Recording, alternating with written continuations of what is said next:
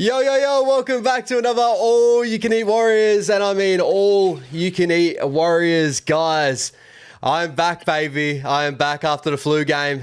Flu game off, actually. I could have turned up for the flu game, but I wasn't. I'm no Michael Jordan, 96, baby. But we got our man Joshy carrying the ship as always with my man Levon. How you doing, Joshy, bro? How you been after the week that was?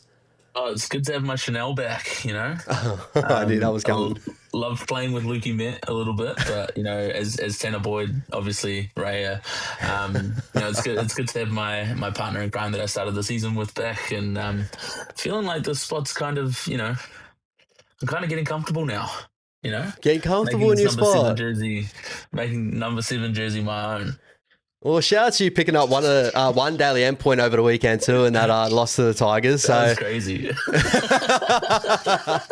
Nah, guys, nah. We'll definitely be breaking down the game that happened over the weekend, our thoughts overall. We're still in, obviously, somewhat high spirits. Like, you know, the game, it is what it is at this point. We definitely go nut and bolt and really talk about what we thought went wrong at that game there. But also, we need to look forward to the weekend and the future that we do have. We are still second in the competition, 3-1.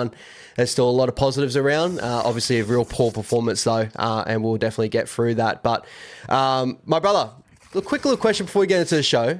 When the Warriors lose over the weekend, what's your little meal after the game to pick you back up? Probably crying myself to sleep. That's my... Cry yourself to sleep, yeah? What did I get on the way home? Oh, actually, I stopped in. I didn't actually have any dinner that night because I was disappointed, I guess. But Yeah. I stopped in. A few of my mates were having dinner just around the corner from the stadium, so I stopped in. They'd already ordered and eaten, so I just got the smell of dumplings, which made things a bit better. So Dumplings, that sound good. You're crazy, man. You're crazy. For me, bro, tacos, man. Tacos. Really? Tacos make me feel good. Yeah, I don't know what it is. Maybe, you know, a little bit of spicy mamacita, a little Mexican going on inside of me. Who knows? I don't know what it is, but... You've definitely got a bit of mamacita about you, bro. Oh, don't you start. Where's Jose in the chat? I need Jose to back me up on some things here. Nah, he's being nice to me this week. He said it in the WhatsApp because I beat him in NRL fantasy over the weekend. Oh, here we go. 20 to 904 or something like that. It was really close. Amos Stewart ended up getting me across the line, which is crazy because, you know, who thought I'd have Amos Stewart 4 rounds into the comp? But here we are. Mate, are you playing the real game though? You know, Supercoach. How you guys in Supercoach? Let us know. I'm doing okay. I started the season pretty poor, so I'm trying to make. But I think in the down unders, I think I scored 1,370 or something over the weekend. So I'm making up. I think I made up 200 points on you, something like that, 150. So, you're coming, are ya? You're coming. Yeah, I think I'm up to 6 now. I started the week at 13th or something like that. So pretty much another week like that, and I'm top of the league. Nah, but bro, back to honestly, watching that game over the weekend. I was out camping over the weekend, so out in the Gold Coast, there's a place called Talabudra, just around past the Gold Coast, and me, a couple of friends and all that went out, and my sister, my family, and that, you know, went and chilled out, and we had a projector on, got the footy on, and you know, all I could hear before that game, I was just telling you off stream, and you just you know, going into that game, all I heard was, you know, we beaten the Tigers, you know, 8 out of 8 last time, and you know, this is going to be an easy beat. Everyone's going to pick it, and it's great to be in that predicament as a Warriors fan. People were giving us credit for everything we were doing to start the season, and I have one of my good mates next to us, and he's like, "You guys are going to smoke the Tigers tonight?" I was like, "Oh," and then I just got this feeling just dropped me. I'm like, why would you say that right now? We went 10-0 up, and I was sitting there going, all I could hear is see, I told you. I was like, don't you say any more right now. And my beautiful wife, she was cooking me up some tacos. You know, by the end of it, I've had probably about 3 or 4 tacos to drown my sorrows. So, nah, but she saw Dream Buller get a runaway, and she's like, "Oh, hang on, let's fire up the tacos." she walks over, sees Dallin on the screen. She goes, "Oh, it's Dallin." I was like, "Don't talk to me right now." I think it was right after he dropped the ball over the line too. That could have got us to 16 all. I was like, "Oh, don't you dare talk to me right now." Bro, honestly, I think for me, I walked into that game, and so like I've got a membership, go with my mate every week, which is like him and I, awesome high school friends. Love that. And I was walking down, and I wasn't feeling nervous. And every other Warriors game I've ever been to, I'm like, man, I'm so nervous. I'm just so worried that we're gonna lose. And I was like, nah, we play our systems. We play exactly how we're meant to play. Even with depleted troops last week, we still or like against the Raiders in the rain, we still managed to pull it out. So maybe it's just that we're gonna be here, excited to see Luke again. And I walk up, and my mate as well, he was like, oh, I'm so excited. It's going to be 3 wins at home to start the year. And I was like, oh, no, you did not just say that. Yep. We all had that moment over the weekend, brother. And hopefully not too many of those moments in the future, but we may as well dive into our thoughts over the game. And a really good thought here from Jacko before we dive into the game as well, because I want a big shout out to the West Tigers and how they played over the weekend. But Benji came in with a game that worked, drive hard into our ball returns, not allowing us momentum and attack from depth, especially at Mets and CNK in the lineup. So obviously with our cohesion and stuff, I think it was a really good little gameplay. But I feel like I want to give more credit, to the playing group of the West Tigers coming over to New Zealand. I do find that the big trip from teams going over and not giving any credit against the Warriors, teams make that a really big trip, and it galvanizes a lot of teams, I feel. I think the West Tigers felt a little bit like that. Benji on the sideline next to the team. You just get that vibe of it, he's out there ready to go, and he's got the team ready to go. And they, after, the start that we had, it did feel like it was coming too easy for us, but then they just galvanized and they really, put it together. They struck on every moment that they could. I just want to full credit to the Tigers before we discuss, obviously, a lot of things Warriors, because I don't want to take anything away from the West Tigers in this game. I thought they played very, very well, probably the best they could play without Jerome Luai, in my opinion. So very, very good from those guys. They've still got, obviously, headroom in their attack and stuff, but I just want to full credit into those boys before we dive into any of the Warriors stuff, right? Yeah, I think as well, like with the Tigers, on average, obviously they had bye in round 1 and then had only played 2 games before that. But in those 2 games, on averages, they were like real high up there in terms of stats. It was kind of like us, the Panthers and the Tigers in the top 3 for a lot of stat categories. So it wasn't like we were coming in and it was a team that had been floundering. Like these guys were building and had been building and were working. And I think we saw that with the way they did attack, certain parts of the field, like Chans and like Luki Metz, who hadn't really been defending in those areas. So yeah, to me, I was impressed with the Tigers. Obviously, in the moment, you're sitting there and you're like, oh man, I hate the Tigers, and the Tigers suck, and all of this. But they're a really good team, and I think we're gonna find this year that it's gonna be like a lot of work to overcome them. And even last year, there were times as well where you could see that DNA that they were building, and so seeing that DNA this year, I think they're 2-1 now. They lost to the Bunnies. They beat the Cowboys pretty easily, and I don't think they beat us pretty easily. The scoreline again, doesn't really flatter us.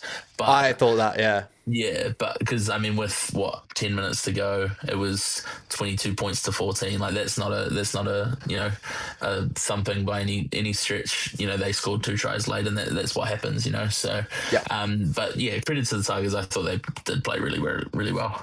100%, bro, 100%. But more so the Out boys, right? Coming to this contest, seeing the team list that we started out the week with, and then seeing the changes where we came in with, brother. I was like, I'll be completely honest with you. When I saw the change of, obviously Luke was going to get that 6 jersey, but when I saw Tane get the fullback jersey and Chance get the centre, obviously this is what a lot of Warriors fans were really wanting to. And even it made me giddy inside a little bit. I was like, okay, sweet. All right, we're going to get a really good view of what we kind of got to see out of this sort of combination, how this could work. And, we got the attacking ability that Tane does bring to the side. A lot of people will say, Chance can really fill in that position of what Ali can bring to the side. So it's vice versa there, and Luke being back. So it got me excited. It really did. I was like, all right, sweet. We could see something really nice here.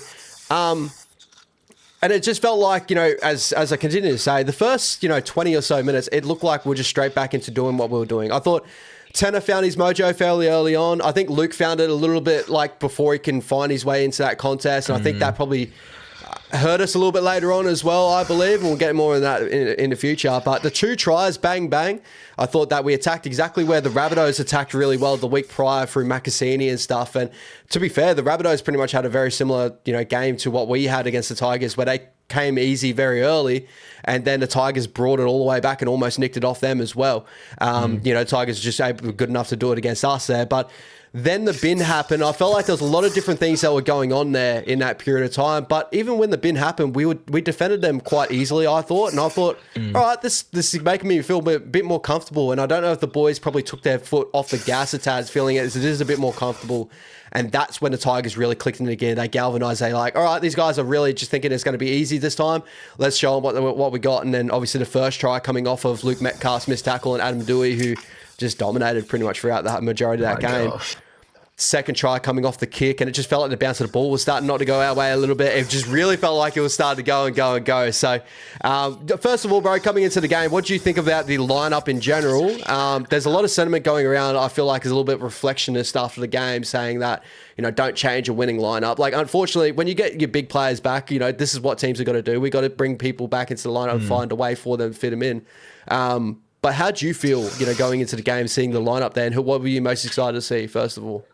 Well, obviously, I was most excited to see Luke back, but I do want to caveat in saying that you and I have been talking pretty much all season about, would Luke and Tanner work, and kind of both of us were leaning towards the no. And I think when it got named last week, and you get the excitement of, oh my gosh, Luke's back, and all the videos that they have, it's like, man, this is going to work. This is, everything's going to be sweet, and Luke's going to find his feet. But, as you get closer to the game day, you're like, I don't know. Like, I'm not sure if this is going to work. Is this just a ploy, to get the Tigers off the game? And we're going to slot Chanel back in there. But I don't know, man. I think Chanel's been a bit hard done by. But obviously, like you said, we've got to get our big players back in, and Luke's one of our big players. And so I wouldn't have minded seeing him have 40 minutes in Cup. Especially, I think Jet was out over the weekend. On Friday, he had a concussion the week before, I think. So he was out, and Jack Thompson had made the step up from Flegg. So I maybe would have liked to see Luke get the first 40 minutes and then Jack Thompson, kind of taking the second 40. But again, throughout the week, it was exciting me that Luke was back, and I was really happy. And then I got to the stadium pretty much just in time for the New South Wales Cup game, and I was like, I'll just check the team list, see if there'd been any late changes or anything, and saw Ali there, and I almost fell to my knees, I was just like, what are we doing? And then you look at the main team later on, and you're like, well, okay, does this mean that someone's out, or is Chance moving to centre, is Chance on, or is Tane moving onto the wing, what's going on? And then so seeing that and seeing Tane at fullback obviously gets you spicy, gets your mamacita a little bit, but then seeing Chance at centre didn't really excite me as much, and I'm not sure what everyone sees in Chance at centre. They talk about the defense, and I understand that Ali didn't have a fantastic, start to the season, especially that first week. But I think he's really come along with his defense over the last couple of weeks. He made 27 tackles against the Knights, which is absolutely crazy for a centre to make 27 tackles. But I think what we lose with Chance at centre is Ali's his attack. There's a little bit of flair to his attack, and so I think we lost a little bit of that. But again, if that's going to be the way we have to fit Tane, and then who am I to doubt Webby? Yeah, exactly. And we'll touch on the first little point here, bro, going into this game, because honestly, I think everyone's seen the game. Everyone's seen a lot. My overall view set of the game, I'm disappointed. I'm really disappointed. Obviously, we lost the game, especially when we got to the highest of high. We had the Knights game where everyone was like, all right, are we a team that comes in complacent against sides? And that was that game where we ticked that box, say, no, I think we're all right here. This game did feel like, all right, now we've put an X in that box. Now it's like, all right, we did get complacent in the period there, and it felt like a little bit of 2024 where we started red hot, and then we allowed the contest to fall away from us. Rewatching the game about 3 or 4 times, I was starting to feel that our systems are all still there. That's why I'm not too worried about I'm disappointed about the performance, and I think it's poor, and I think the boys definitely will be coming out of it and saying, nah, that's not good enough, which is 100%. But I felt like there was still a lot of the same things that we saw very early on. We still had a lot of dominance in certain areas. We missed 50 tackles, which we shouldn't be doing. We should be a lot better from that, right? Yeah. But I do think that, like, there was obviously areas that we didn't chuck away of what we done good. And I think Webby will obviously touch on that we're like, you know, when we try to get back into the game, we did it for our defense early on, you know, especially for our middles with Fish and that causing a couple of errors. And I think it was just a couple of moments when we did get on top of things again. We just didn't get on top of it. Like, the big key moment was that moment we ended up causing an error off a kickoff, and Jacko picked the ball up, went straight up the guts, and there was no one there to pick up a dummy half, right, to continue on. We had a lot of those moments again, and that's something that we can definitely fix up on and get better at. I think the boys obviously switched off in moments, and, you know, tries under kicks with Roger getting up in the air, a couple of errors, and errors out of our back end really struggled. And I think that, for me in general, it's like, it's a shock to the system. It's a shock at the right time of the season as well to say to the boys, hey, we got to be better than this. We can't be that team again. Like, this has got to be like, all right, if you want to do this, we got to do this right. I also do look at it the opposite way as well, of like saying, you know, all the big view set that we had is like, all right, could we contend with the Panthers? Could we do it with the Panthers?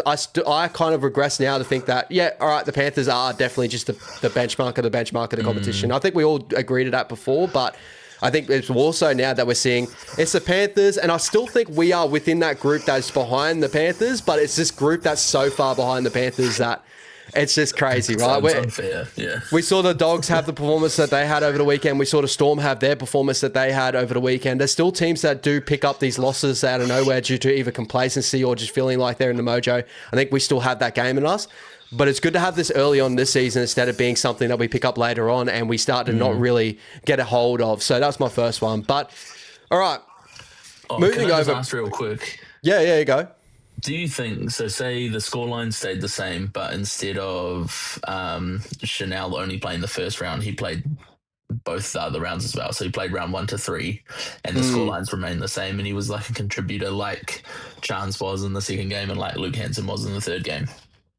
Do you think that coming into round 4, Webby still makes that decision to put Luke and Tanner in the halves together? If Chanel was in the lineup for all those wins and then goes into it, I still do think Webby makes that decision. It depends on how Chanel would have been playing in those periods of games as well. Like, we know Chanel's going to bring his A game, but I think there would be a way that he would try to put Luke back in that lineup. I really do. And I think that just more comes out of the fact of, like, Luke's got this mentality. You saw it through this whole preseason saying he's going to get back earlier. He's been saying it for a long period of time. He was really like, you know, and Webby's gone, all right, you can do this.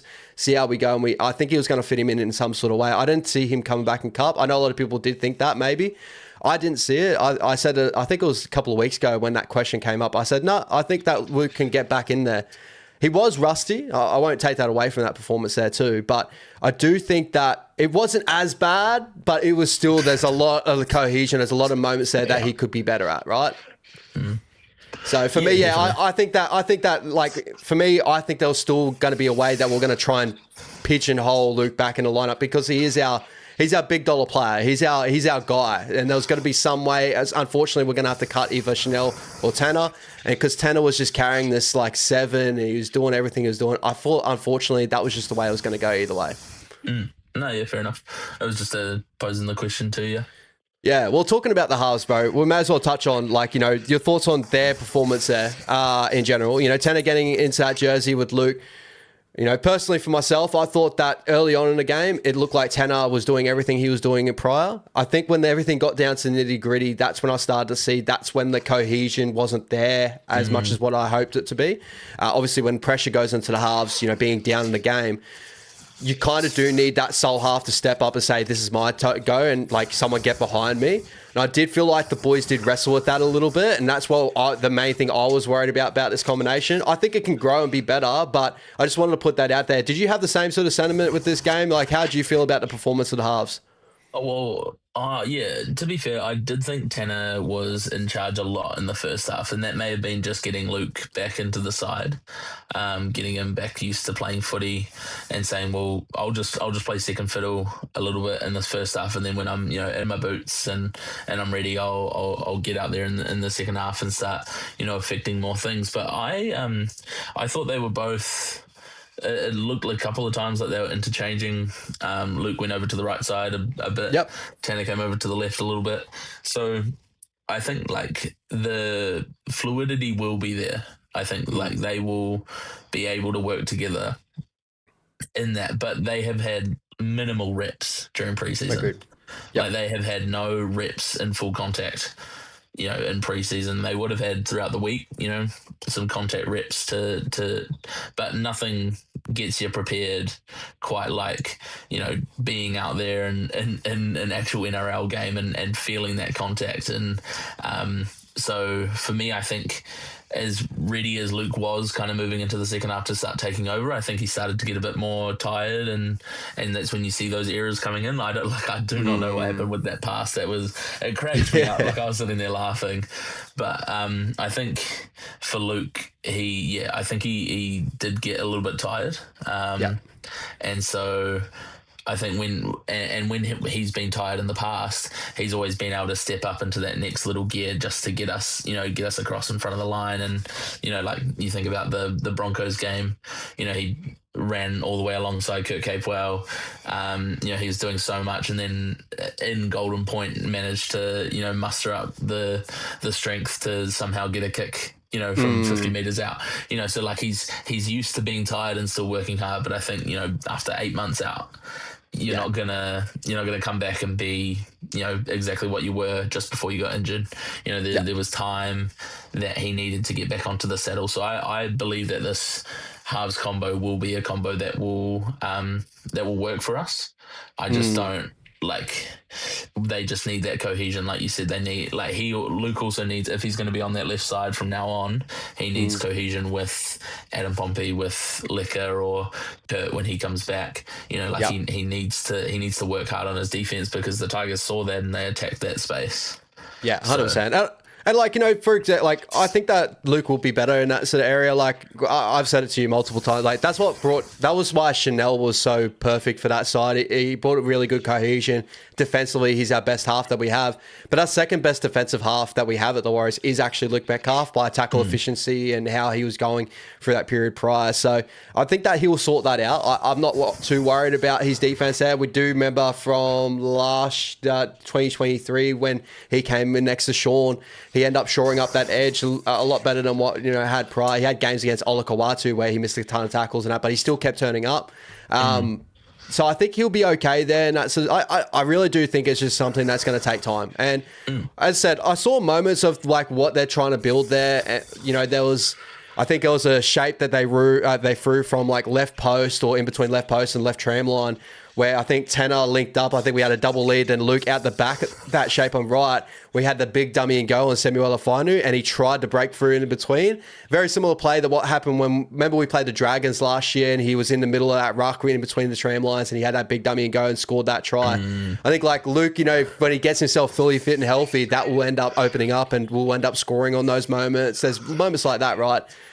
Obviously, the big one that everyone's going to notify is the forward pass or the knock on, whatever you want to call that pass and all that sort of stuff. That stuff happens in rugby league. You play that many games in rugby league, you come back. That stuff happens, unfortunately. It is what it is. Everyone's definitely done that before. I'm not too worried at all. Like, I think it's just going to come in time. We all knew that this was going to be a little bit of teething issues between these two coming back into the lineup. But I'm just more so discussing this in the sense of like, there is the naysayers that obviously I continue to say is, why, fixing a team that was winning prior, why do that? In rugby league, in NRL, right, you do have hierarchy. You do have players that are, Luke is one of our big players. We all agree, last year when Luke was testing the market, we were all scared to see that if Luke was going to move away from us. We end up locking him down with the 800, 900K deal. I think, was it just shy of the $1 million deal? I think so, yeah, something like that. So, like, we got a ton of money tied up in Luke. He's our future, in a sense. So there's always going to be an area where we got to push Luke back into this lineup. And I think it just will continue to take time. Again, I think what worried me a little bit was just how Tanner would be impacted by this, because Tanner was working with a ton of confidence because he knew that he was the sole half of the side and everything next to him was just being second fiddle and he was allowed to do whatever he wanted to. With Luke coming back into the lineup, it has to be a little bit more balanced in a sense. And it reminds me a lot of what Braden Trindle and Hines had to go through for that period of time, and they're still going through. And that's the only worry that continues in the back of my head is like, all right, cohesion will come in time where we'll have these performances, but you do see the Sharks, they come in, we're playing them this week. They can have a high performance and beat some some good sides, but then they'll come in against maybe the Panthers or something like that and just have this real low performance where both of them can't get on the same page. And it does worry me a little bit that this could take a little bit more than what people expect. But I do trust in someone like Luke Metcalf and Tanner Boyd to really come together and make that happen. I also think like Tanner now knows he's in the top two halves at the Warriors. Yeah, like he knows that Webby is trusting him into still playing the 7 for however long that he still deserves it, right? So for Tanner to then, I guess, feel more confident and comfortable in that, knowing that him and Luke can run this team together, I think that's going to be like the important thing for him to get over. He's still in the team. He's still a part of our first grade team. He still gets to, run the team in a sense. It's just that him and Luke will be running it instead of just him. So, yes, he, if he's a control freak, it might, not be great. But I don't think Tanner's like that. I think what Tanner does best is kick and get us into positions around the field. And if he can still do that and then allow Luke to, run parts of the team that Tanner isn't that great at, and doesn't have the strongest, affinity to, then we'll see that relationship flourish. But they just need to work that out together. And I think they've got the perfect coach for that. They've got 100%. Webby, who trusts them completely and who will own, whatever is going on and help them take ownership as well for what they need. We will see these two, I think, flourish a bit more than Nico and Braden do together, just based off the fact that the system that we have in place and the people that we have in and behind this team is like, it's going to end up being something that's going to like buoy them up, something that's going to, get them all ready to play with each other. And that's, that stems from not only Webby, but his game plan, his assistant coaches, all of them in there, they're all in there and everyone has the same mindset. And I think that's the important part of us and our DNA this year. And so I agree it will take time for those two to get together and do what they need to do. But, when you think about a relationship, you're not exactly the same, you're not completely everything sorted from the first date. You're still working things out. I'm sure it took a while for your wife to figure out that tacos were your food for when you were really sad. So things will happen. It'll get longer. Like the relationship will get stronger, and that's when we'll see us flourish more. Exactly right. And as you said, you hit an nail on the head, like what Tanner brings. And on paper, we continue to say this, on paper, it looks like it is work. It's just more of a mentality thing. I think it's something they need to figure out between each other, because we still saw a lot of good things out of Tanner. His kicking game was still very, very good. I love that, within that 40, he puts up that beautiful torp in the air that they had a bit of trouble with the Tigers. And, we can see more moments out of this that it will continue to chug along. And I feel like it will be positive in the future. I just wanted to obviously summarize. There's a lot of people obviously coming in and saying, hey, why change and fix it? All this stuff is like, Luke is our man. Like he really is. We put all our eggs in that basket. If Tanner didn't have the start of the season that we would, that we did have, we'd all be, praying that Luke gets back as soon as possible. It's just obviously happened the way that it has. That Tanner's done a really good job to get to this level. So I just obviously wanted to touch on that. The other obviously big discussion here, we'll go back to, we kind of touched it a little bit, but Tainer and Chance. You obviously, and obviously what that means with Ali. So Ali dropping back to Cup, Chance going to centre, Tane playing at fullback there. I thought early on it started off fairly well. Like obviously Chance crashing over against Makasini, getting himself on the outside. Tane does really well with those beautiful short passing out the back of shape. He sums things up really well.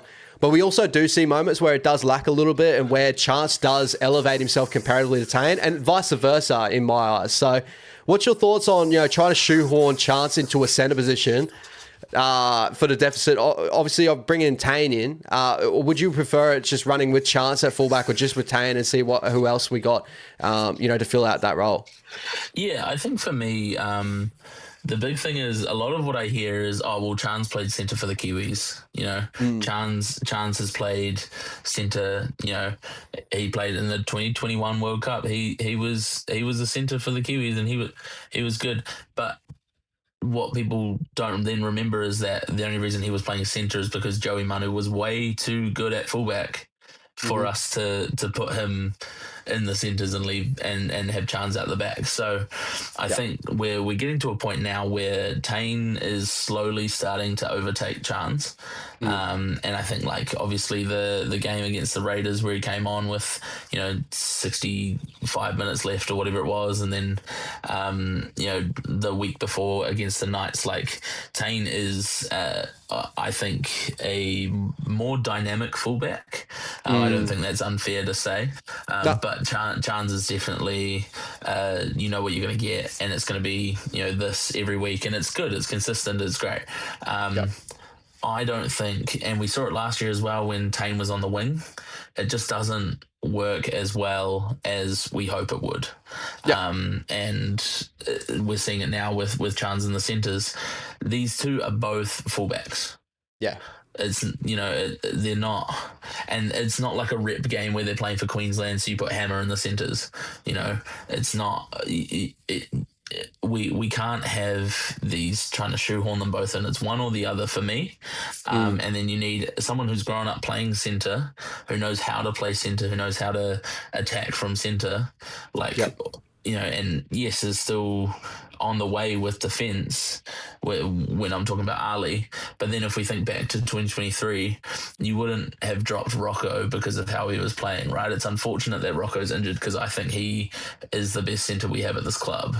And I really want Rocco to come back and make that position his own. But, if he can stay healthy. But for now, I think we need a centre who knows how to play centre and, has grown up playing centre. And I think so shoehorning someone in to fit them both in because they're both great players, I agree. I don't think that's the way to go. I don't think that we wouldn't put, like, say Sam Healy was having an incredible season. We wouldn't put Sam Healy or Wade Egan at 13 to try and put them both in. That's not what we would do. So I don't understand why we're doing it with, like, fullback is not comparable to centre. Yeah, and like I definitely follow you on that trail because I've been saying it for years and years. Like I said at Pride that I don't like CNK at centre. I always thought that he's a better fullback, and I still hold the sentiment that he's still the sturdier fullback, the better fullback currently right now. And like it hurts because Tane's doing so good, and Tane's obviously locked down a deal. He's staying with us for a period. He understands that it's going to be a long journey, and he's going to take over from Chance at some point. But, the whole thing of shoehorning someone to try and fit someone in, it reminds me so much. I've said it for years, but like how the Titans got themselves in a position that they have where they got so many fullbacks that they got to play one at half, one at now that's playing centre at AJ. You know what I mean? Like it just feels like people don't understand how like vital it is for someone to come through playing a certain position and playing that, being very specialist at that position, especially being right side centre. That's where a lot of shape end up coming your way, right? And defensively, you got to be really on it. I thought that it's not that it won't work. I just think it's just something that, again, it's just going to take a lot of time for Chance to find himself real comfortable in that position. And again, when we're having, halves that are finding themselves in this position and having, a fullback trying to find himself to, with the spine, like, it just feels like there's another added thing that we changed in this period just to try shoehorn it and get everything right. That just is going to take time for us to build cohesive. Like again, I don't think that Chance is a bad player. I do think that I just don't rate him there at centre comparatively. But I do think that in time maybe it could work. But are we willing to take all this time to put more effort into that when we got Ali there waiting to go, and we put all this development in Ali, we put all this development in Rocco. And I thought Ali held his own since that first game, that first worry that a lot of people were worried about. So for me personally, I would love to see Chance maybe go back to fullback and have Ali there and have Tane find himself on a bench role in some sort of way, whether it is Tane or CHT, whoever gets that last bench role. I think that's the better suited for us. He still held it on the extended this week, like Ali, so maybe there could be a late change. He's obviously been named in the cup lineup, but that can change so quickly. So wait and see how that plays out. But I do think that there is a little bit more. I don't think Webby will hold on to this for too long if it doesn't really work out. I think he does still have Chance is still the guy out the back at the moment. Just in my opinion, what you feel there? Yeah, well, so while you were talking, I was just having a look at Chance's games at centre for us, and so he's played 1, 2, 3, 4, 5. Pretty sure he debuted as a wing and centre for us early years. And when he's come back, so Tane's been at fullback most likely for most of the time. Yeah. I don't think we've won a game. We won the Sharks game at the end of the season. Sean Johnson's last game. Sean Johnson's last one. Yeah, that was the one we won. I think, and that was, I think we weren't going to lose that night. There was no way we were going to lose that night. But exactly. So, it's not a knock against Chance. It's just like let's have a look at a formula that's been working.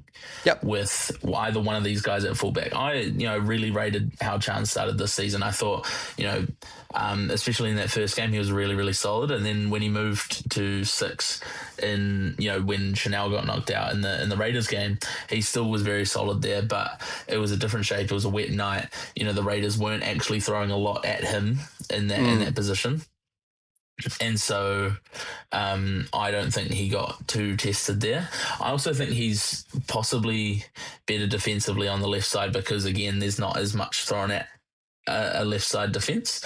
Agreed. But, at the end of the day, Chance and Tane, I'll say it again, are fullbacks. And I agree with you that Chance is probably better right now. I think Tane is working his way there. And I think all the performances he's been putting in, even though he lost this game, he still, I think, played pretty well. Yeah. But I agree. I think we'll get to a point where either push comes to shove, it's got to be one of them. Because, again, what do we do when Rocco comes back? Exactly. So say these two are playing, one's fullback, one's centre. Rocco comes back, say round 13, round 14, whatever it is, and he's not injured for the rest of the season. Do we just say goodbye to one of them?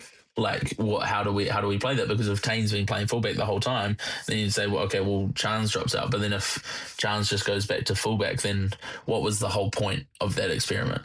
Agreed. There's nothing there. It's either Tane is way too good to not play fullback right now, and this is what we're going to have to do, or else just leave Chance there.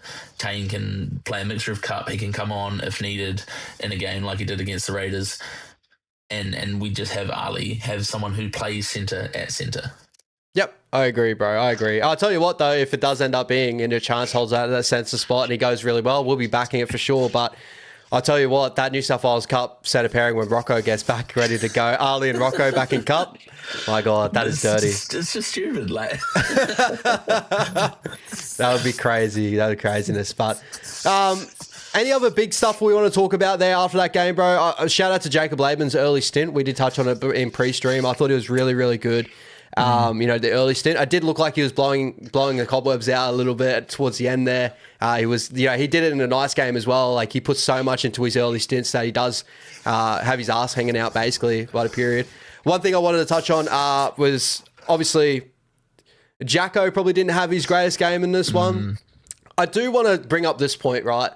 Do you think that in some areas, right, that pressure started to really mount on certain players due to these big players coming back into the lineup? And I know we didn't see it so early on because the Knights game, Jacko had such a great performance in that. But obviously another week that Barney had fitness back under his belt. Jacko trying to hold on to that spot, that starting spot, and really continue to do what he's doing. Having Barney come back into the lineup, do you reckon that had a little bit to do with Jacko, maybe with some moments of feeling the pressure, a couple of errors coming into his game, worrying about maybe a little bit of his positional stuff, adding on to, Tanner? I still thought he had a great game, but I think that, with Luke coming back into the lineup, there's that little added pressure of like, all right, I got to still like have my chest out and say, I performed earlier this season. Do you think that's a thing that could affect this team a little bit? Players coming back into the lineup and really putting pressure on the guys that already started so well? Well, for me, first of all, I just want you to take that comment back about Tanner because he got one Dally M point somehow. Shout out to Tanner. No, but I think you're right in a sense. I think there is a bit of pressure, and I think when you think about whenever there's pressure on you and you're trying to go, there's no pressure, like I'm not feeling anything, you then start to tense up a bit and things start to become harder because you're thinking about it more. And I think that's why we saw a couple of errors out of Jacko because he knows, or I guess knew, and we'll get to that in a little bit, that Mitch was right there ready to come take his starting spot back. and he's obviously had the added media pressure of leading Daily the M Daily leader. M's, which is crazy, and it's a testament to how he's been playing. But I think what we'll see now out of Jacko is a bit more relax. Agreed. And obviously feel bad for Mitch, but I think we'll get to whenever Mitch comes back, whether that's round 10-ish, something like that, and 10 probably at the latest, depending on how his thumb goes. So we'll see Jacko have that spot now for 6 more weeks, and be able to play consistently in that and say, this is my spot. Let me show you why it's my spot. Agreed. And then I think with Tanner, it'll be a little bit different. I don't think Tanner's playing as tense. I think he still knows that, or deep down, he still believes he's leading that team. And I think what we'll see from Tanner, like we talked about before, is that cohesion with Luke will come, and they'll know when to call, when to overcall, and what that actually entails. Because if we get to a point where they're just overcalling each other, then we're going to get into a spot where we're not going to play well. But if they figure out some way to say, hey, look, when I see something, I'm going to call it. If I kind of see it, maybe I just won't call it, like that kind of thing. And again, I haven't played halfback or standoff in rugby league. I haven't played rugby league since I was 8 years old. Played rugby for a while, so I never got we never got to a point where we're positions and things like that, and you see them all running around. I think we have the under 7s and the under 9s on the field before the game, and it's so crack up, like watching them go around. But never really got to positions, so never really understood the calling or overcalling and things like that. But I think we'll get to a point where they'll know exactly what their status is with each other and what the team needs, and I think that's the important part. So it's a little bit different between those two. I don't think Tanner will fall to a point where he's going to be tensing up or getting tight that Luke's back. I think he knows Luke's back now, and they're going to have to work together, so they're just going to have to figure it out. Yep, 100%. And you bring up really good points there. Obviously, now Jacko's holding on to that spot for a little bit longer time. Mitch Barnett, unfortunately, out with a broken thumb, guys. So we're all hopes and prayers to Mitch Barnett or his recovery again. I know it's been a tough year for him in general. So it obviously sucks, and see him take it pretty hard on Instagram and all that sort of stuff. Shows how much love he still has for the club, as we all knew for this period of time. But in Jacko's side of things, I thought that was a really good point in the sense of like, Jacko now understands, all right, sweet, I haven't got really too much pressure. There's still Tanner Smith, Dimitrik and all that fighting for positions in his team as well. But Jacko had the starting spot for this period of time, and Barney was the big one to coming back and seeing how are we going to rearrange the squad to get Barney back in his position. Now Jacko understands, all right, I got to be the sole provider for a good 60, 70 minutes. Head down, ass up, let's do some work and get to where we get to. And I think that helps his game so much more than having something like, not to say that Barney was over his back and, him going far, have I got his position, does he need it back sort of thing. I think he's just going to play his game, his natural game, and I think that helps him a ton out there as well. And great for super coaches out there, whoever jumped on Jacko forward. So shout out to that. But are you going to jump on? I think I just missed the boat. I got Stefano and Payne and all that. Payne's back this week. But if Payne's not back, I'm definitely looking at a little bit of Jacko forward, yeah. I jumped on Tanner in both fantasy and Supercoach, and bro, he's been making so much cash. It's actually crazy. You're so lucky, honestly. And Adam Dewey jumped on him as well. So really, really like that. So shout out to Jose if he didn't take our advice. Me and Brady on was it about the start of the year? I think he was like, "Oh, I'm going to put Adam Dewey in when he gets back," and we're like, "Oh, probably hold off on that." And he did it, and he's flourished with it basically. So shout out to Jose, he's loving it. He always starts Supercoach so well. I don't understand it. Every year, it's just for the first few weeks, just right at the top. And I know we get almost every second day he's sending stuff to the WhatsApp group, and it's so good. But and I'm like, oh man, that person is out. I should change that. Well, it's so like good. Like currently, me and Brody, bro, we're like Brody's looking at Braden Trindle, but we've always had the sentiment is just don't touch Trindle, don't touch him because he's like so hot and cold. He could have moments where he blows out 120s and looks incredible, but because Nico takes over the reins some weeks, he just loses all his points in his trajectory. Yeah, definitely. And Brody's like this week, he looked over to me, he goes, "Oh, I might go Trindle." I was like, "Don't you dare! Don't you go away from me on this one." He's like, "No." Tell him to go Trindle this week. No. He'll see what happens. Make sure you jump into the chat tomorrow night, bro. Make sure you jump into the chat tomorrow night. Me and Brady got another show, bro. But I can talk smack about the Bulldogs. That's all right. Oh, mate, it's gonna be a sour show. I'll give you that one. Nah, it's not too bad. It's not too bad. Anything more you want to touch on with this game here, bro? Obviously disappointing. Again, we're all disappointed. We can't go 4-0. That was an opportunity for us to go 4-0 going into the Sharks game.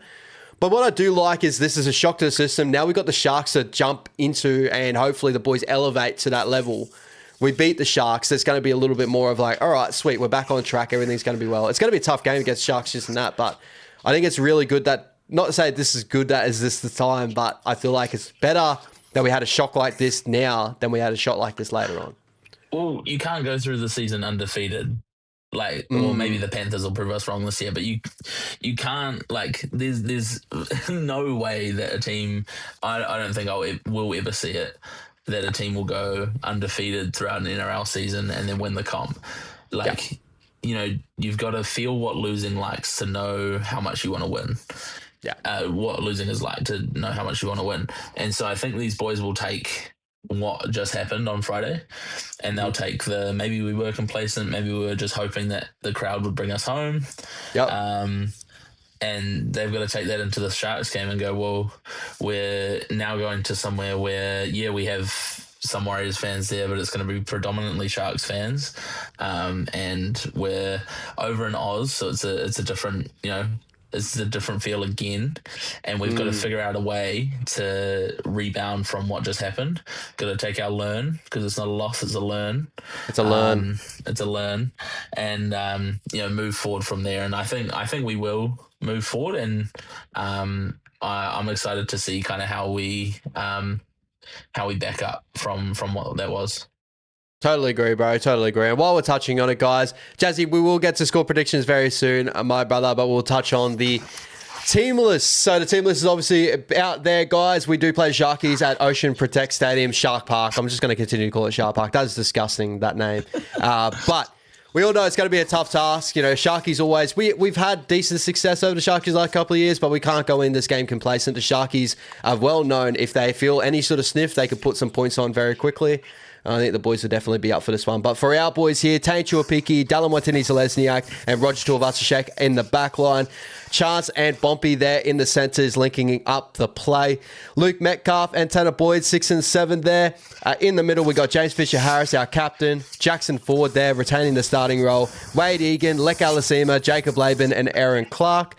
In the 14 jersey, Sam Healy, Maratsani Kure there next to him, Dimitri Vaimwanga, Tanner Stowell-Smith, Chanel Harris-Davida, and Eddie Idemia Toiava there in the last bench role. Our last couple of bench players here in the extended reserves, Morgan Gannon, Alofiana Khan-Pereira, and Ali Leotar will all fall back to cup duties unless there is a late change there from Andrew Webster.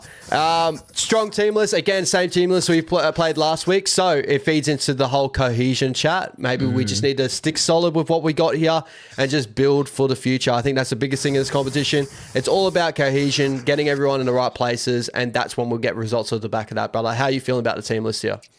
Yeah, I think it looks, it looks like it did last week, right? And that's, I think, a positive.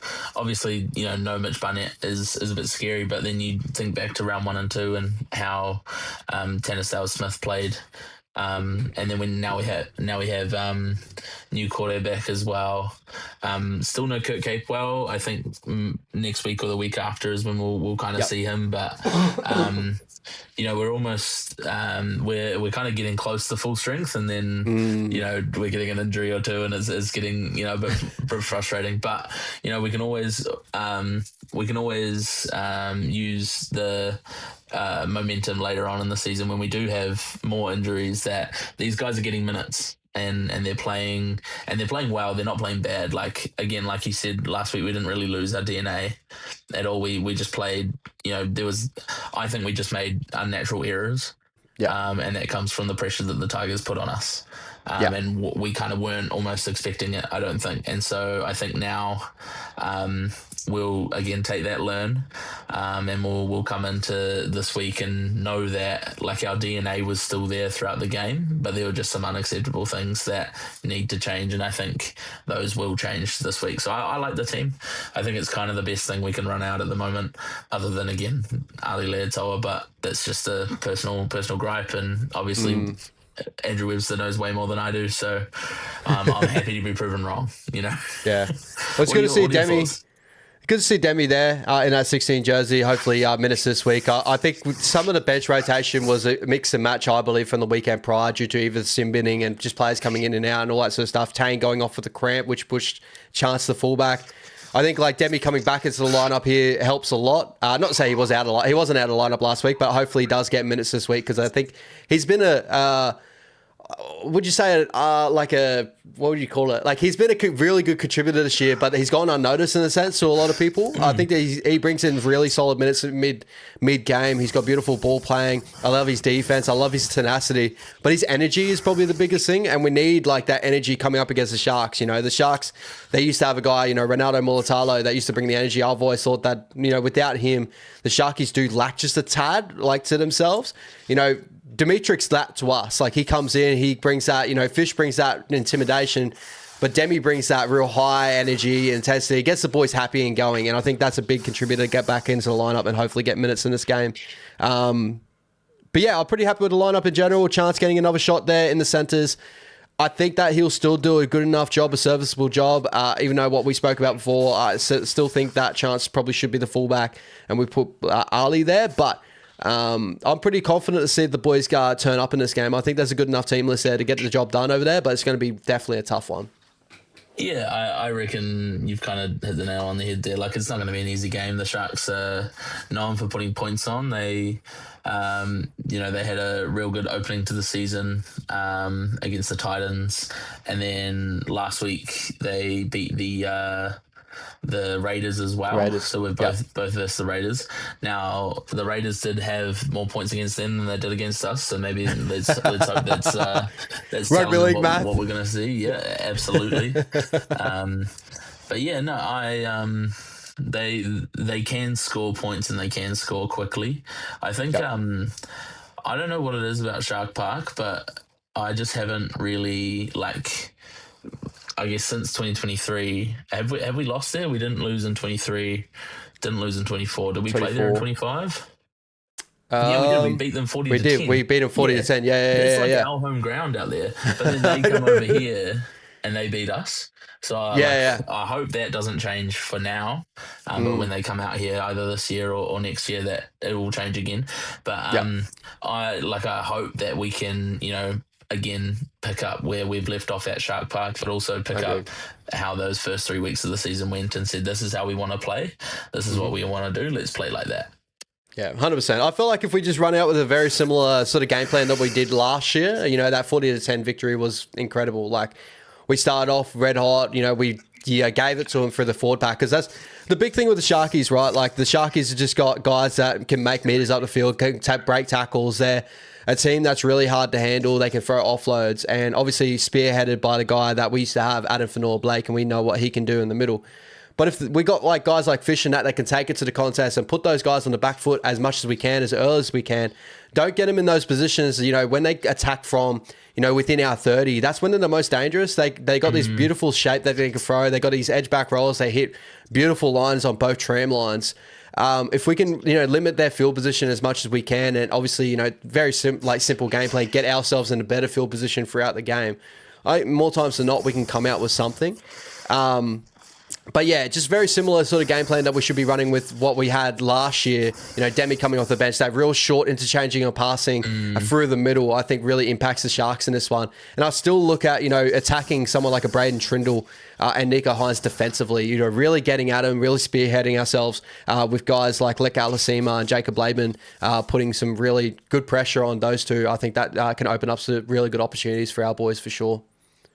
Yeah, I think we've got to be careful, like you said, of those edge back rowers. I think they were both pretty dangerous against the Raiders over the weekend. I also think like their centers are also pretty dangerous. Like obviously they've got KL Udo Yep. on one side. On the left side, I think so they'll be up against Chance, and then on the right side it's Jesse Ramian up against Adam Pompey. So it's again, like I don't want to put any unnecessary pressure. Not that the Warriors are listening to this at all. If they are, hello, and I'm Hello. sorry for all of my comments. But that is where we're going to see a lot of traffic. I think they're going to give a nice and early ball to KL. They're going to put Ramian into positions that are going to help him out, and then I think they're also going to try and kick to the to Dallon's wing with Sam Stone Street because he is quite tall. So look, Dallon's been a bit shaky under the high ball in defense. I think in attack he's been great. Like we kind of put it like Tanner does it really well, puts it kind of right on the half. And Dallon kind of gets in there, and I think Roger, I don't think Roger has been too shaky under the ball. Obviously, the Tigers had a couple of real good things through over Roger, and one of them was definitely a knock on. But whatever, with was his name Savannah or something like that? He was the Jersey Flegg Player of the Year last year. Like he, Bro, great really in well. the air, that kid. Yeah. So I'm not too worried about Roger because he always kind of makes it work, and I know Adam's always kind of there. Adam's always there to provide support as well. I just think that they just got the lanes right, and that's how they got through. And so our left side will definitely be looking to kind of shore that up, and hopefully against the Sharks this week they can do that. I'm more worried about our right side, and again that cohesion with Tanner, Chance, and Dallin. Agreed. How that defends, how that works. Hopefully Dallin, if he can just make his tackles and shut down KL Iro. And then, but yeah, I always have scarring about Nico Hines. He seems to go up another level against us somehow. And then Adam Fanua-Blake will be wanting to show that he made the right decision by leaving, which he didn't. But he'll want to show us that we're missing him. So I'm expecting it to be a really tough game. I'm not going to be able to probably watch it live as well. I'll be away over Easter, so I'll be away with my youth group at a camp. So that'll be shout out. Shout out Easter camp. There's about 4,000 people going, so maybe we can chuck the Warriors on somewhere. There'll probably be enough people want to watch the Warriors. But it'll be good fun. And yeah, I'm excited for how the boys will play. I think they're again going to want to back up and going to want to do things that rectify the wrongs. Apply the lessons that they learned last week and go from there. Yep, 100%, bro. I'm thinking score prediction in this one, bro. I'm going to say Warriors 24-18. I think that there's possibly a 24-18, 24-20 scoreline. I think that the Sharkies will have moments against us. I do think it's going to be a close game. Just because of, I think there's still going to be teething issues that we are having with this combination and stuff. But I do think that if we play very direct football, we get back to what we do right. And as I said, just those late little tip-ons through the forward pack. Fishka's got that beautiful ball playing. And Dimitrik when he comes on, Aaron Clark, stuff like that. I agree with Jacko's sentiments here. AFB looks off the pace, faster play-to-balls and 6 against don't really suit him. Yeah, in moments, sometimes he can get himself caught, in behind the ruck at times. Getting Sam Healy coming on in really key moments and really tearing up the middle, opening up things with the offloads. I think that's where we can really hurt the Sharkies. So I'm really excited to see the test of this game. I think the boys can come out and do a good job here. I don't think we're going to come complacent in this game at all. With being the Sharkies, knowing how good of a team they can be, I think the boys will be ready to go for this one. But how are you feeling about it? Yeah, I am similar to you. I think it'll be 28 to 14, 28 to 16 kind of vibes there.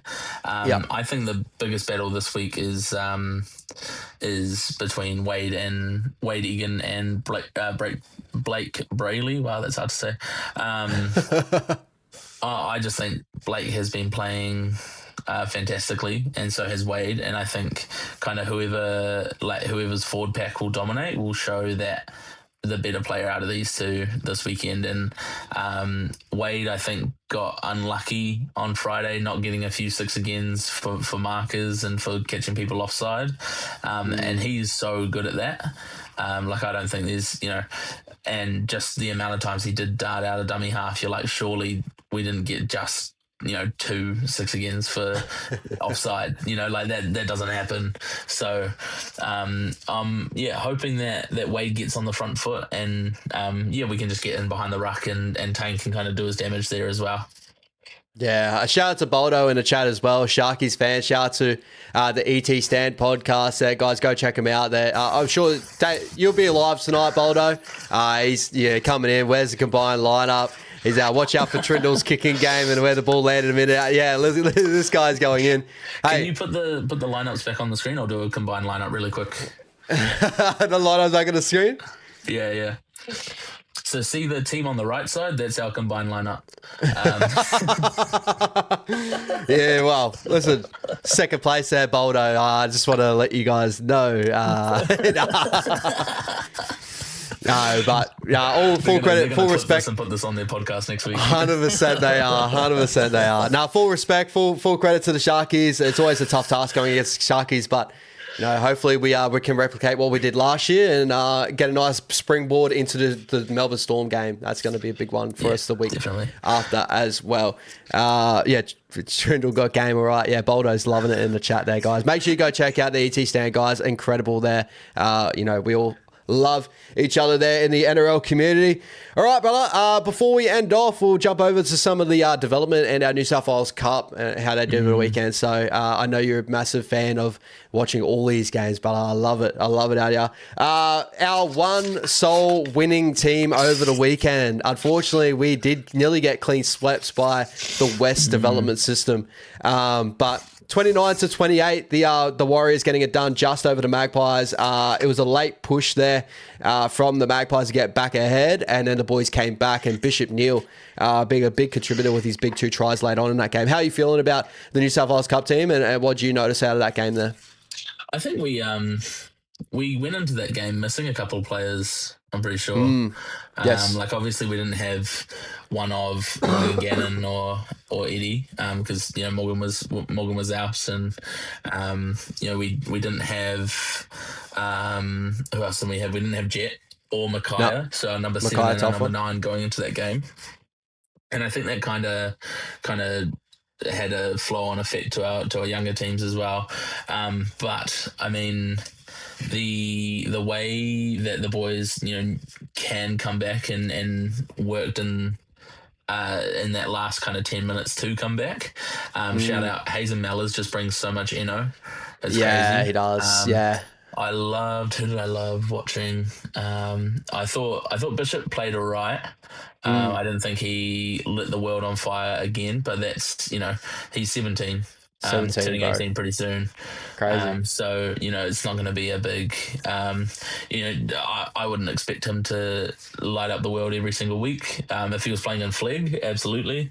But, I think we'll see him start to get his feet under him in cup. But yeah, I do think we really, because I don't think JD Auloa played as well. No. So we had both of our nines for Flegg nines.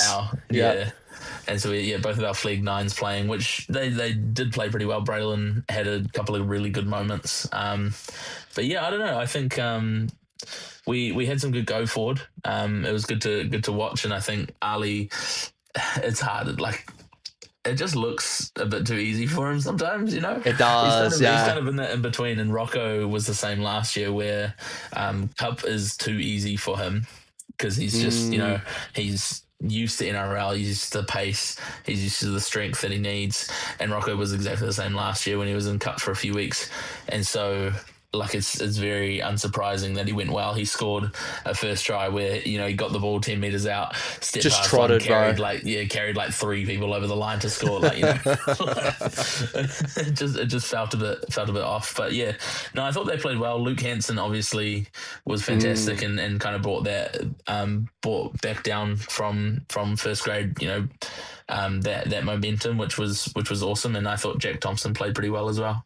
Yeah, I've been loving what Jack Thompson's been doing when he's jumped up the cup. Like, he's not afraid of the moments and he's gone and taken it out there. And pairing with Luke Hansen, I thought he's doing really well. Cooper Page-Wilson's been a really good signing for us, coming over from Sunny Coast Falcons. I think that he's really played really direct and helped out, like Rodney Tuipulotu-Vea and Lau Malili, really played direct through the middle and get a charge on. Siku Vea is always someone that's always stood out for me. He's late footwork and that, like, as a 13, he's so silky. I'm really loving what he's doing. And shout out to Loffy, just continuing to hold his craft. I know a lot of people was like, put Loffy into first grade straight away so he come over. I love that Webby's taken this approach of him learning our system and working towards a position. I do think that at some point we will get Loffy into the first grade squad. But great try from him over the weekend where just sort of broken play. Lukey just gave him an early ball and just said, here you go, brother. He got space. Let's see what you got. And just burnt everyone, basically. And that Magpies team is not without a bit of speed that they've got there either. Jack Attard, their fullback there, he's a freak. He was great as well. He played fantastic. Unbelievable. Yeah, he's such a good player. He's someone to watch out for the future. Javon Andrews is a really good half that they've got there in Cup. So we played a decent Cup side there. Bunty Afol, we played against our old fella. Did a decent little job, but I thought the boys did really well to snatch that one back. I actually want to shout out as well. Kalis Butoko played fantastic. He was really, really solid. Like in a team that had Ali Leatoa on the other side, Kalis was still making his mark on that left side, and him and Loffy played really well together, and they both kind of worked off each other quite well. And they had Luke Hansen just inside them as well. So all three of them were kind of really, you get the early ball out to Loffy, and Kalis is back in the middle. Really, I think we'll see a lot more of that this week, which would be nice. 100%, bro. 100%. Moving over to Jersey Flegg. So, unfortunately, going down to the West Tigers Flegg side. As we touched on a little bit, a couple of players having to move up to the Cup side to fill positions there. Against a decent little Flegg side with the West Tigers. They've got really nice players like Phoenix Godney, stuff like that. I thought the boys early on, looked like the more dominant side, and then unfortunately it just kind of fell away through mid to late in that game with a couple of errors and stuff. But shout out to Brendan Norris's of the world, Sio Carly's, big performances there. Shout out to Kahu and Harry always getting themselves on a score sheet, I think consistently for the last how many weeks. Unfortunate to lose the game, but you could still see how much talent we're carrying in that Flegg side. And when everyone's full strength in that Flegg side, I still think that we've got a big chance of taking that one out this year. Oh yeah, definitely. And I think we've got to look at that Flegg side. We didn't have who didn't we have? We didn't have Jack Thompson, didn't have Braylon Marsh, and Bishop Neal. Those are three big outs for your team. And this week we get back, I think, Jack Thompson, just Jack Thompson, the other two are still in Cup. But I was there. I was out in Sakanini, wrangled a couple of my mates to go watch them. And what I was noticing is there is a lot of class in that team. In the team that we have, there is a lot of class. I just think we almost had been playing off of how well we've been playing the last few weeks, and kind of not letting that get into our head, but playing in a way that suited the momentum that we'd had in the last few games. And I think when we don't have Jack Thompson, we don't have Braylon Marsh, to get us going forward and to get us in the spots that we're trying to get into. I think that's where we kind of suffered. And also throughout the game we lost Sio Carly mid-game, and it looks like, I don't know if he's in the team this week. I'll double check that while you're talking. He was he was really solid early on, and then kind of when he went off, there was that hole there because he was our left-sided centre out there, so we kind of had to fill that a little bit. I think we ended up moving Jeremiah Lamana from fullback into centre, and then put Tynion Clark in fullback, and he was pretty decent. I think just a little bit quiet. You could really hear the Tigers fullback, but not so much our guys at the back, which was fine. But I think we played well. Who was it? Tyson Hansen was fantastic. I love him as a player. Amazing. He is very, very good. I thought our Kahu Kappa was great. Gordon R4 came on and really made an impact as well. I'm loving Gordy at the moment, bro. He's playing so well. Well, the fact that we brought him up from SG Ball and kind of just said, look, we know you're the captain of SG Ball, but how does playing Jizzy Flegg sound? I mean, you'd rather take that, right?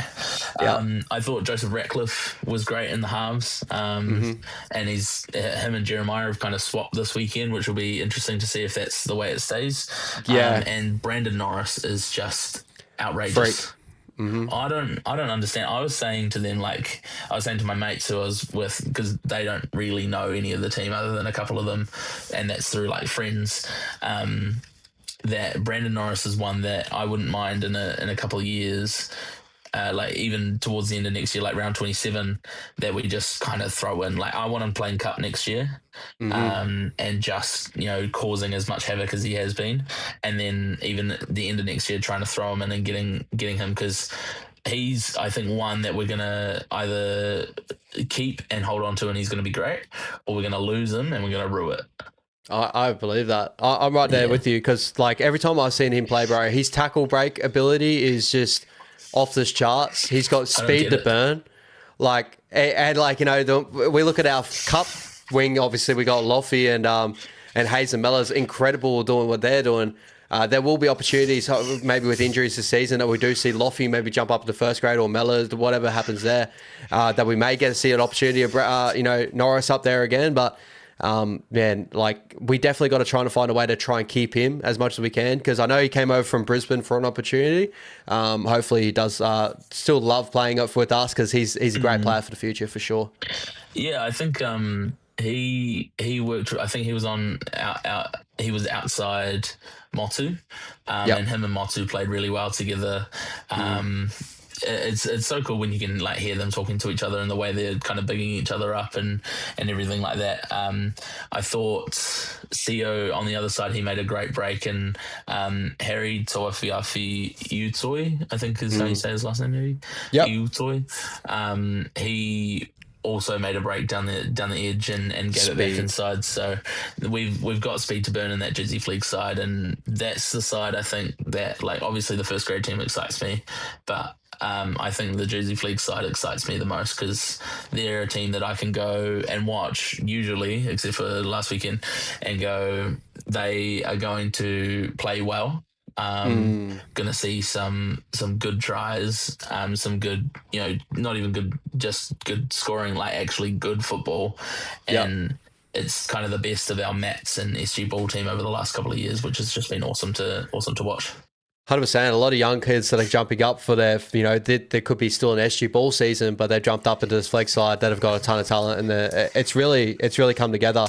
I'm really curious of the reason why we continue on Kahu Kappa playing an edge back row. I'd love to see Kahu get a centre spot, but then when you look at our centres of Motsu and Sio, kind of makes sense a little bit.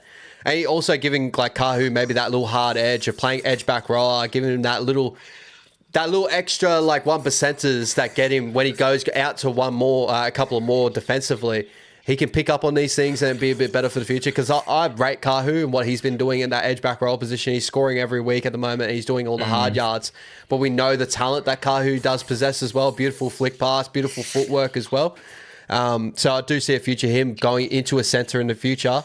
I think it's just more so the fact of Bishop's going up to play Carp. We don't have too many crazy edge back roller there at the moment. Gordy can play there in moments and stuff like that, but I think Kahu's doing a really good job there. I just want to point that as well. And shout out to Bucket playing on that edge. Yeah, I think him playing out there is almost like centre and Cup.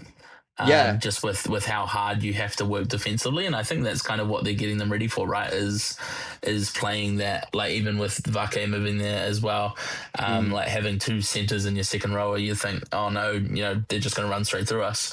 But they were both very, very solid. Kahu especially. Obviously, he's played there a lot more than Vake has, but they were both solid. They both ran hard. And were doing the dirty work as well. They were getting back and taking yardage carries as well, which you don't normally expect. I don't know. Obviously, Vake started in the second row. I didn't see much of Desmond Laban if he did play. Yeah. But I think we are just kind of spoiled for choice at the moment, and just trying to see who can fit where and what we can do there. Yeah, and as I said, I think it is fed more into their development. But it's just always been a quirky one for me. I continue to see Kahu play in the edge back roller position week in, week out. And I'm like, he's not edge back roller. Like, I know he's not. Like, especially when we go to New South Wales Cup and that, I don't see him as an edge. I see him as a centre.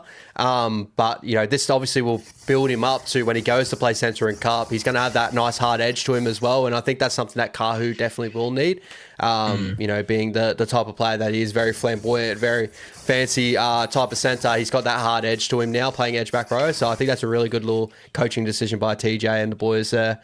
And lastly, quickly, SG Ball going down to the Magpies, 32-26. I didn't get to catch the SG Ball Harold match, unfortunately.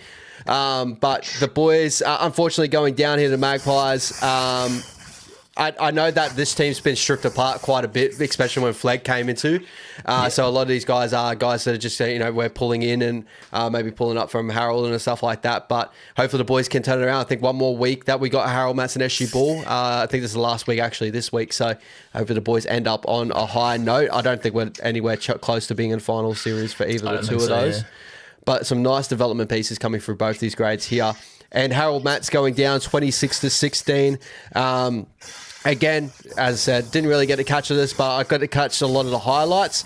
Kyan Olsen just continues to do what he continues to do this year. I think that he's been a big standout for that grade. Shout out to Kenny Laffy Tuanai. He's been incredible this year in Harold Mats. And same as Riley McGrath Huggins. I've really enjoyed what he's been doing this year. So really excited to see their development in the future now that when obviously Harold Mats finishes up and SG Ball. I think it'll take another year before they can play Flegg. I think there's a rule behind that. But we'll see those guys in the future too, and that Flegg side just gets stronger and stronger. We have 9 ins this week for our Mats team. So we had 9 players that weren't in the team last week that are now back in this team. So it's crazy, right? Yeah, it's just like such a big squad, right? They're just rolling them all out and seeing what we can do, seeing if we can make any difference.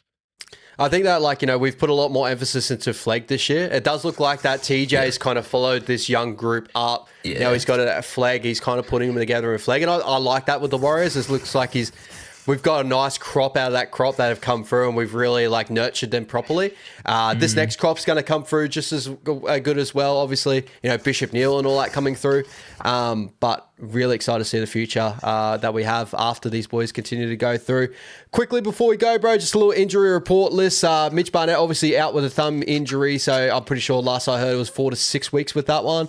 Rocco Berry is still out for mid-season, waiting to hear on dates there. Catewell, round 6. Tamati Martin, obviously, round 11 to 12. And Jai Linnaeus now on to be confirmed. I'm hoping, from what I heard, that was supposed to be round 6, I think, or 7 with Mets. But just wait and see how that plays out, because that's another spanner. Not a spanner in the works, it's definitely a positive thing.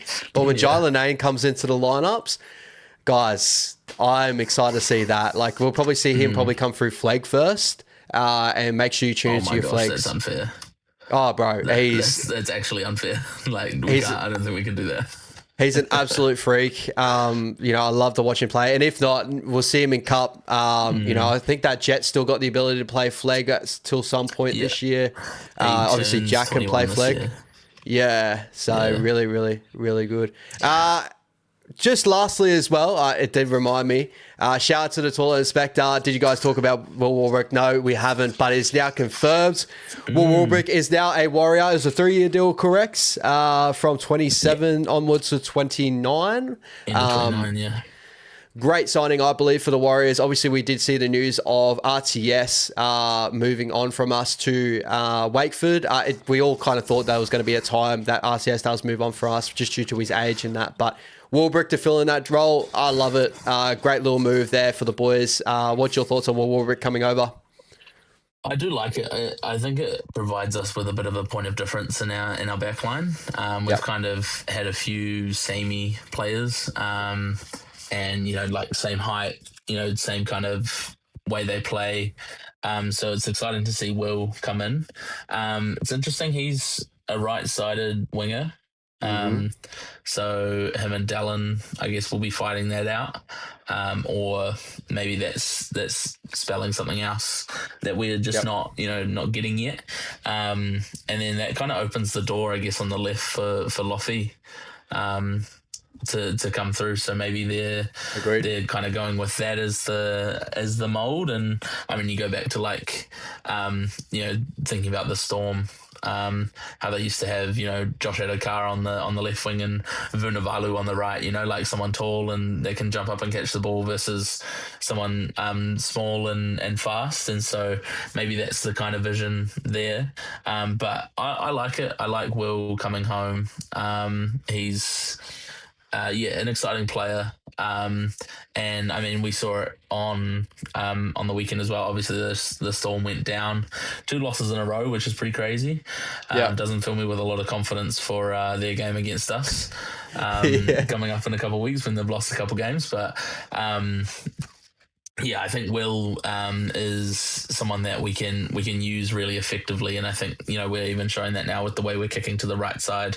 Like, imagine having Will Warbrick attacking that instead of Dallin jumping up for those balls. Like, that'll be something that I look forward to. And I think a 3-year deal is pretty sensible as well, because it kind of gives us that flexibility for if it doesn't work, we haven't locked him in too long and things like that, and we can also that's kind of where our boys in Flegg now will be ready and pushing through. So I like it, and I think will kind of be on the other side of 30 by that point as well. Yeah. So I'm excited to see how he goes. Like, big body, obviously he's great in the air. Done a lot of good things. Got a decent amount of speed behind him as well. So it's definitely a lot of things what Warriors fans are wanting out of a winger. So very excited to see how he comes back home, and I'm sure that he's going to enjoy his footy over here. And obviously, Nars, how about Asako? Yeah, Asako going over to the Melbourne Storm. That is big time for Melbourne. Supercoach fans, lick your lips for next year. It's definitely going to be, Asako is going to be one of the first names I'm going to put on that team list for sure. Fair enough. And as everyone said, you reckon, Storm got Asako, so they won that trade. Jacko was saying in the chat here. I mean, I think you got to think about the Storm as well. They're losing Meany too. So, like, as much as they did win that trade, they're still, they lost Grant Anderson last year, Meany and, Warbrick, and then Pappenhausen. Like, they are thin in the outside backs now. So I like it for the Storm. I think the Storm will be great. I just don't know if Asako is a player comp that you can go, they don't need Will Warbrick anymore, like Asako's great, but and he kind of fills that spot of right wing and Nick Meany being out. So I don't mind it for them. I like it for the Storm, but when you've got Jerome Hughes getting a bit older and Cam Munster getting a bit older, does it, what happens there? You never know, kind of thing. 100%. Oh, last little one I got on the top of my head, right? And again, it's not to say that I'm in on this either, but I think that's something that could become a point of discussion very shortly, because I've heard a lot about it. And again, I know this is a little bit sidetracked too. The Raiders currently playing Simi Sasangi at the centre, and Matty Tomoko sitting on the bench, and we're getting a limited play time and that. Do you reckon there could be another opportunity for another Kiwi wanting to make his way back home? I know centre's position that we've been looking at, said Ali's obviously injury prone in moments as well. He's having a good year to start this year, but we had injury problems with him.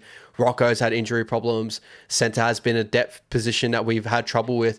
Would there be a chance maybe the Warriors could have a little nibble at a Matty Tomoko, or see if we can bring him home if he's not happy there at the Raiders? Yeah, I mean, Matt's kind of in a bit of a hard space because of how well Simi's been playing. I think like Sasangi has been outrageously good this year. He's been very good. And someone that, you look at and like, didn't play. Like, I thought he was the best against us.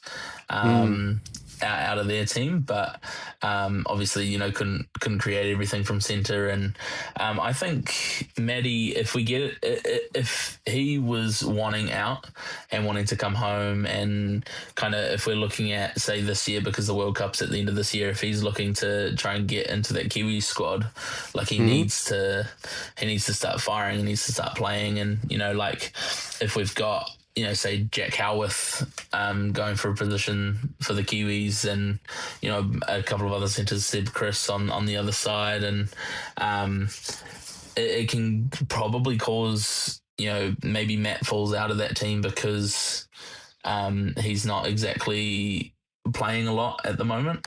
I'd like to have Matt Timoko. I just think a lot of the Raiders fans kind of talk about his defense, and obviously all the Warriors fans are talking about Ali Leotao's defense. So I think we're just going to be in the exact same spot, or maybe because Matt's a new shiny new toy that they will gloss over different. His defense. Yeah, I don't know. That's just my thoughts, at least. If similar things happened with AKP a little bit.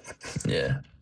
Yeah. No, I don't know why that popped into my head. I was just like listening to, obviously the discussion with the Warbrick thing, and I was like, well, I know Matty Samoko, there's been a lot of discussion about that, but I hadn't heard too many people go out and say like, will the Warriors be an opportunity there? Obviously a lot of Kiwis starting to come home because of the system we're building, and it's a bit more attractive coming to the Warriors now. It always has been in a sense. Like we had chances to bring people back, but now we're bringing them back at different ages. So definitely continue to wait to see how that plays out. Obviously we're still waiting to see what we may get back from the Mitch Barnett move to the Broncos. Obviously, we don't want to. It sucks that we're losing Mitch Barnett, but Grant Anderson going down with a knee injury, I think that shakes a lot of things up again for us. I wasn't sold on Grant Anderson coming to the Warriors for that either, but yeah, I just thought Matty Samoko. How about we shaft the Broncos? Mitch Barnett can go to the Raiders, and Matty Samoko comes to the Warriors. Well, I think what they're saying is that it's a done deal either way with Mitch. Is that he is at the Broncos, which, like, again, I think like reduces our negotiation power week by week, especially with Mitch getting injured again. Like, it's you want him to be fit and firing, so you're like, look at this amazing prop you're getting, who's pumping out 60 minutes a week and is playing, definitely not injury prone, definitely not all of this, but yeah, I don't know.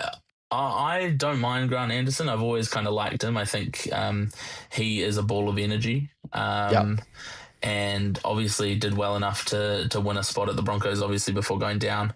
So for me, if we were to get Grant Anderson, it's not, number one choice. I think my number one choice, and probably yours as well, was Verhoeven. Agreed. The Broncos kind of, shut that down straight away. And then you see all the Broncos fans are like, oh, yeah, well, I guess we'll give you like Jesse Arthurs and Jordan Ricky. And it's like, why what like what do you what do you like, mean, you don't get bro? To decide your players that you don't like that's not how this works. Well, did you see that? Like, I was just saying, because I noticed it too in the team list this week, the Broncos are named Verhoeven in that 19 jersey. Yeah, I mean they are struggling for numbers, because was it Dean went down as well? Was it Dean Aaron went down? No. Karapani's gone because of the police issue. Yeah. Crazy. Which is just like being out too late, making too much noise. Like, come on, bro. Settle down there, bro. Shout out the Valley. The Valley have got all the best of us sometimes. Shout out to the Brizzy boys there. Jacko here. Quicker before we go, a couple other little interesting ones. Bronson Sherry, lads. Webster could work wonders with him. Yeah, possibly. I think for me, it's like, what's going on with the Dogs? Is it a mentality thing there? Like, I don't want a guy that's going to feel like he is too good. You know what I mean? Like, I like guys that are willing to sit with us and work through position, stuff like that. Obviously, that's been the issue with the Dogs. So, for me, I don't know if he would come to us either, but, his ability is great, like him as a player. I think it's more of the mental thing for me with Bronson Sherry. If he is, give off that prima donna. I don't want a prima donna at the Warriors. No. I think... like we at the moment probably need a right side centre more than a left side. And he doesn't want to play right. He doesn't want to play right centre. So like, why would we? We wouldn't even entertain that. I agree that whoever comes in, Webby would work wonders with. But that's the thing, is whoever comes in, right? And so I think as much as we're attracting Kiwis to come home, we're also attracting, young Aussie boys to come over and learn under Webby. And that's what we're seeing from, Brandon Norris coming over, Jai Lanane, Luke Hansen, even Lukey Met to an extent, like believing in whatever Andrew Webster is putting down in front of them and saying, look, we've got this for you. We just need you to, to want to play. And so maybe it would work with Jerry, and he wouldn't be as much of a, prima donna or I need to play left side centre or else I'm going to, not request a release, but request a release, but not request one, but, Still yet to talk to Gus, but he did talk to Gus, but Gus hasn't spoken to him. He's never met Gus. He's never met Gus, no. He doesn't, Gus has never met Bronson Jerry. Bronson Jerry. And he's never met Isaac Tungo as well. Gus has never met Isaac Tungo. He's only just met Lockie Galvin too, by the way. Only just. The races a couple of weeks ago, yeah. No, we love it, bro. We love it. Anything more you want to touch on before we go, brother? I am good. Up the wires, baby.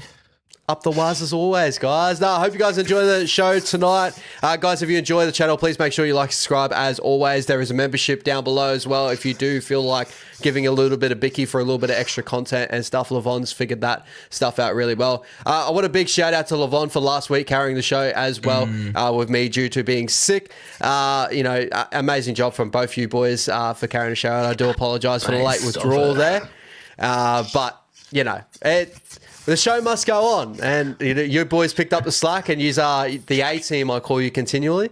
I'm just trying to hold the standards, mate. You know what I mean? Chanel Harris Davida, mate. I'll go back to the bench and do a job. You know what I mean? Mate, we're in training day in day out. We're figuring it out. You and I, how this is going to work. And it's it is good to have you back.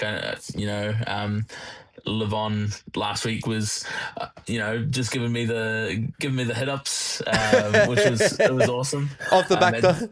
Yeah, at the end I was like, oh man, my voice is kind of sore. But Levon, I honestly loved talking with him. I think he's good to have got some real good knowledge, and I think he was a great substitute for either of us. And if I start performing poorly, maybe he's back in. You never know. Drop into the bench. We'll talk to Webby. We'll see how it's going on, eh? Yeah. Hey, we need to talk about our cohesion first. We'll get to that. But guys, if you want to go tune into Levon, he will be running a member show Thursday because I think he just missed out on the Monday. So it is. I think it's been scheduled for Thursday. But do also just keep an eye out for the community page, guys. When all our streams will go live. Feel free to jump into my channel tomorrow night. Me and Brady will be live again, just talking all things footy and having a laugh about Supercoach as always. But we appreciate you guys. Up the wires as always. Take it easy.